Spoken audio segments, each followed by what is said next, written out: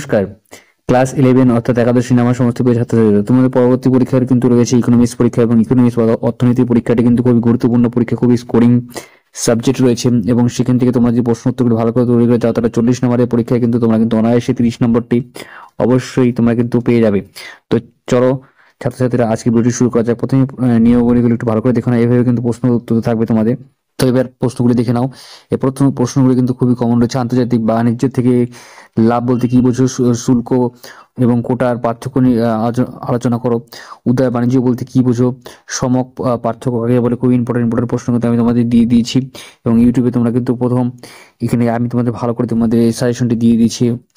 প্রত্যেকটা প্রশ্ন উত্তর কিন্তু ভালো করে দেখে নেবে, খুবই ইম্পর্টেন্ট রয়েছে।